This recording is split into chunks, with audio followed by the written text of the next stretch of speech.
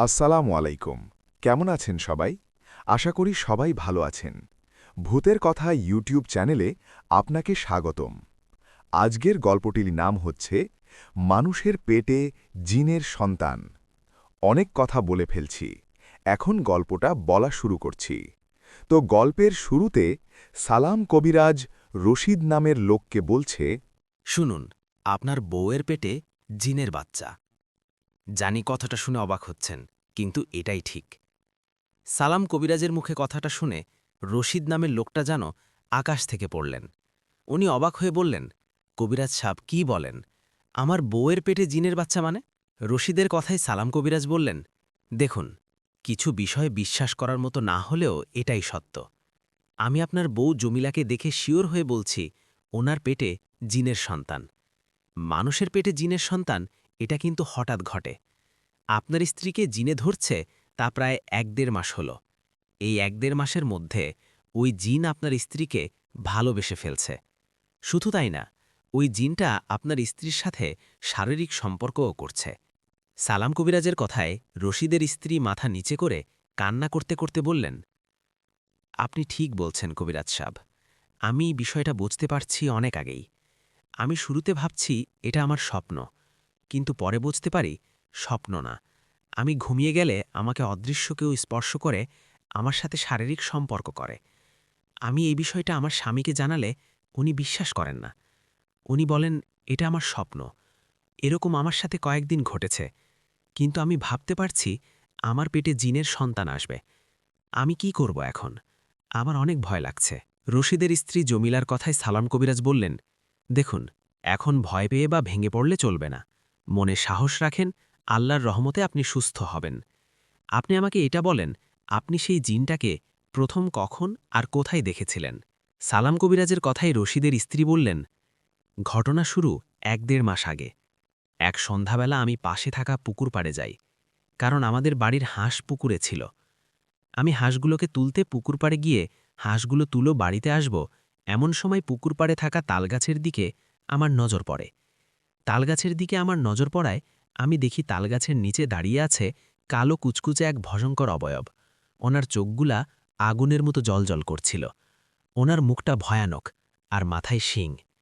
এরকম একটা অবয়ব দেখে আমি ভয়ে সেখান থেকে এক দৌড়ে বাড়িতে চলে আসি। বাড়িতে আসার পর এই বিষয়টা আমার স্বামীকে জানালে উনি সেই তালগাছের নিচে যায়, তখন উনি কিছুই দেখতে পান না। এদিকে সেদিন রাতে আমার হঠাৎ করে অনেক জ্বর আসে। আমার জ্বর হওয়ায় পরের দিন সকালে পাশের মসজিদে ইমাম সাহেবের কাছে ঝাড়ফুঁক করে নিয়ে আসি। ঝাড়ফুঁক করে নিয়ে আসার পর কোনো সমস্যা হয় না। এই ঘটনার দুদিন পর আমি স্বপ্ন দেখতে থাকি।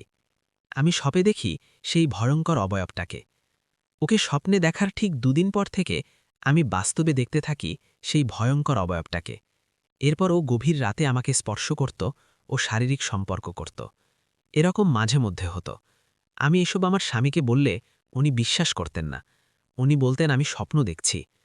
কিন্তু ইদানিং সমস্যাটা বেশি হয় ও আমার শরীরের অবস্থা খারাপ হয়, একজন কবিরাজের কাছে যাই। সেই কবিরাজের কাছে যাবার পর উনি বলেন উনি এখন কবিরাজি করেন না। এরপর ওই কবিরাজ আপনার ঠিকানা দেয়, আমার স্বামী আপনাকে ডাকে, আর আপনি এই তো আসলেন। রশিদের স্ত্রীর কথায় সালাম দাদু কিছুক্ষণ চুপ থেকে বলেন, আপনাদের অনেক আগে ব্যবস্থা নেওয়া উচিত ছিল। এখন তো ওই জিনটাকে ছাড়াতে অনেক ঝামেলা হয়ে যাবে। সালাম কবিরাজের কথায় রশিদ ও ওনার স্ত্রী সালাম কবিরাজকে অনুরোধ করতে থাকেন উনি যেন কিছু একটা করেন। রশিদ ও ওনার স্ত্রীর অনুরোধে সালাম কবিরাজ বলেন, আমি দেখি কতটা করতে পারি। এই বলো রশিদের স্ত্রী জমিলাকে সামনে বসিয়ে সালাম কবিরাজ ওই জিনটাকে হাজির করার চেষ্টা করে, যে জিনটা জমিলাকে ধরছে, জমিলার পেটে যে জিনটার বাচ্চা। তো এভাবে অনেক চেষ্টা করার পর জমিলা নামে মেয়েটার শরীরে এসে হাজির হয় সেই জিন। জিনটা হাজির হওয়ায় সালাম কবিরাজ বলেন, কে তুই? তোর ঠিকানা বল। সাথে এটাও বল, তুই এই মেয়েটার সাথে এসব করলি কেন? কেন এই মেয়ের পেটে তোর বাচ্চা? সালাম কবিরাজের কথার জবাবে জমিলার শরীরে থাকা সেই জিনটা বলে ওঠেন, আমি কে সেটা তোর না জানলেও চলবে কবিরাজ। তোর মতো কবিরাজকে আমি কোনো জবাব দিতে চাই না। শুধু এটা জেনে রাখ, এই জমিলা নামে মেয়েটাকে আমার ভালো লাগছে। ওকে আমার পছন্দ হয়, আমি ওর সাথে শারীরিক সম্পর্ক করি। ওর পেটে এখন আমার বাচ্চা। সময় হলে জমিলাকে আমি নিয়ে যাব। তখন সালাম কবিরাজ বলেন, বললেই কি হয় নাকি? তুই জিন হয়ে কেন মানুষকে পছন্দ করবি? কেনই বা ওনার সাথে শারীরিক সম্পর্ক করবি? অপরাধ করে আবার বড় বড় কথা বলছিস, তাই না? এই বলে সালাম কবিরাজ জমিলার যে ছায়া আছে সেই ছায়ার উপর কয়েকটা আঘাত করে।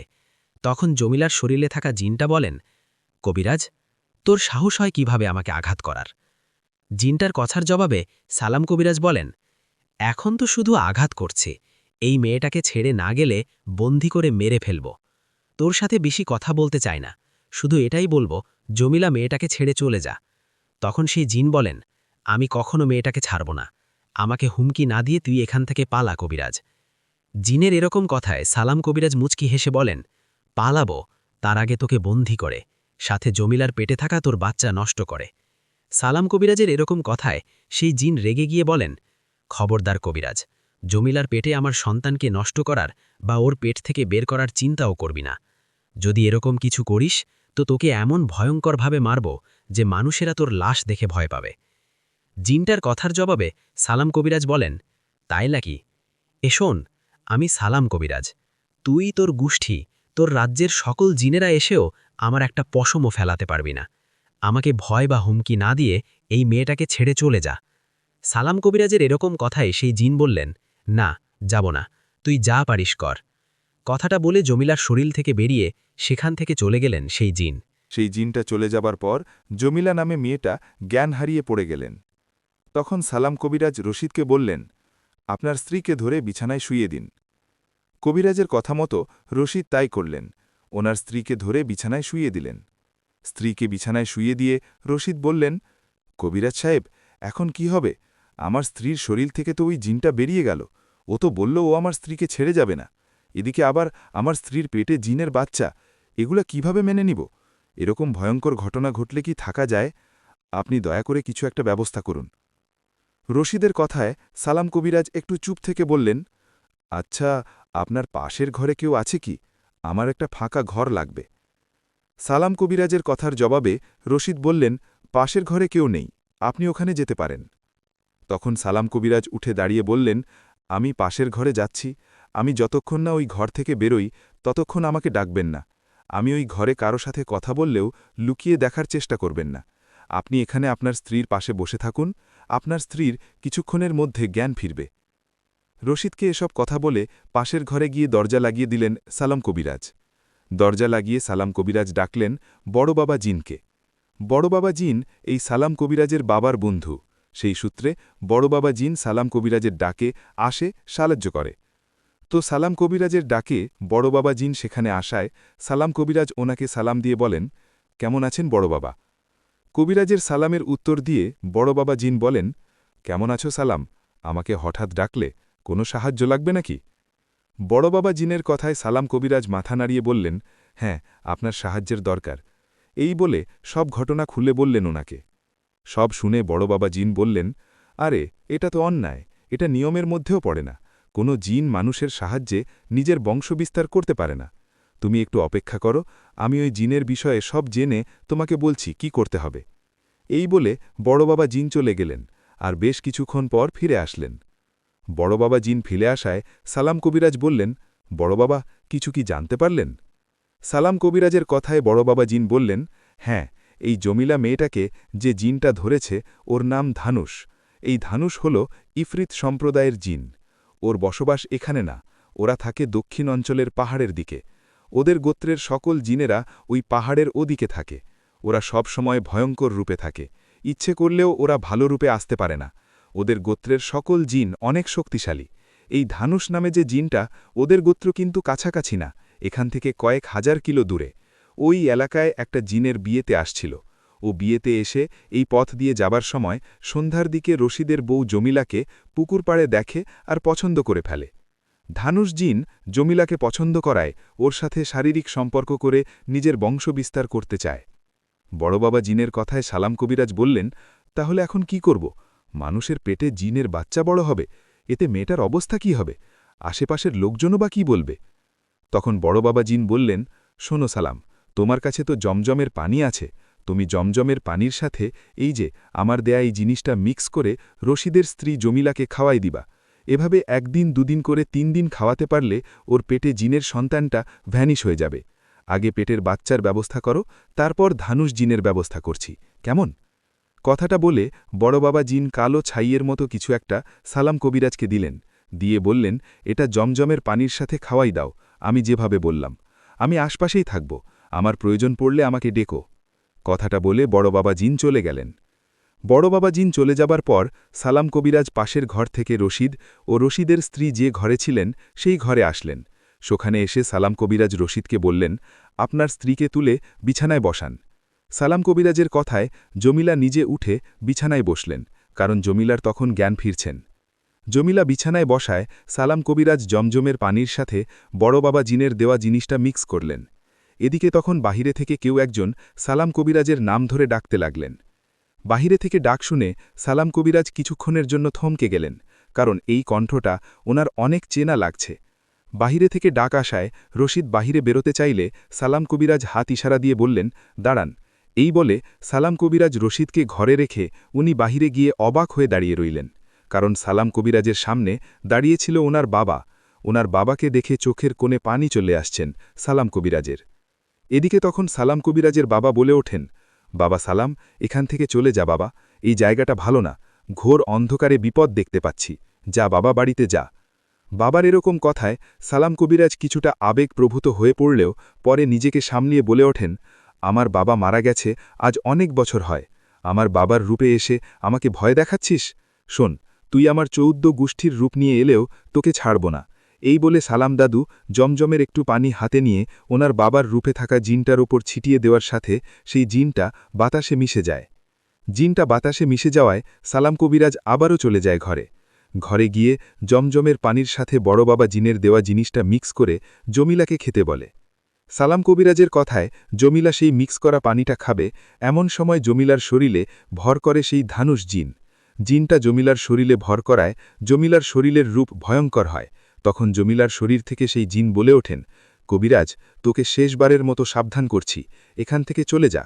তুই আমার ও আমার পরিবারের বিষয়ে জানিস না, আমরা সাধারণ কোনো জিন না, জমিলার পেটে আমার সন্তান, আমার সন্তানের কোনো ক্ষতি আমি করতে দেব না।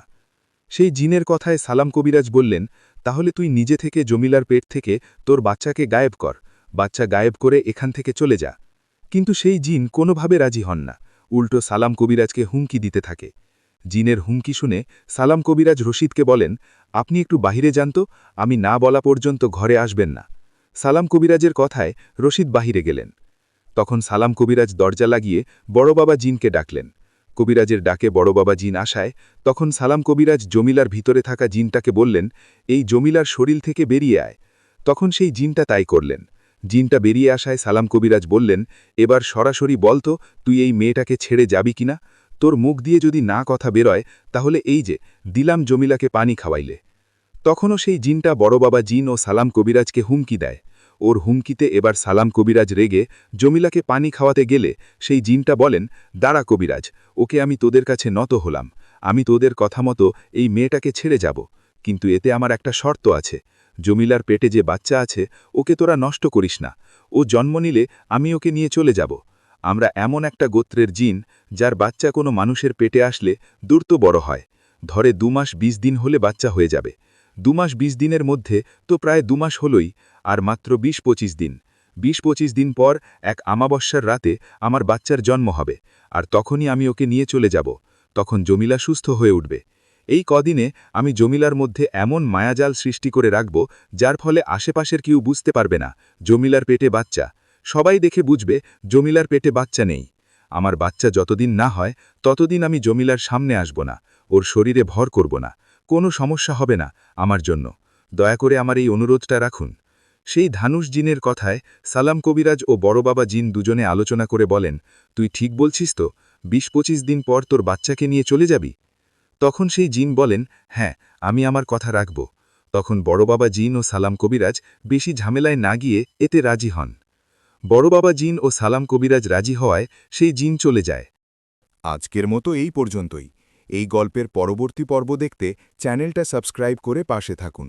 গল্পটি ভালো লাগলে লাইক, কমেন্ট এবং শেয়ার করবেন। ধন্যবাদ বন্ধুরা, ভালো থাকবেন সবাই। দেখা হচ্ছে পরবর্তী গল্পের ভিডিওতে।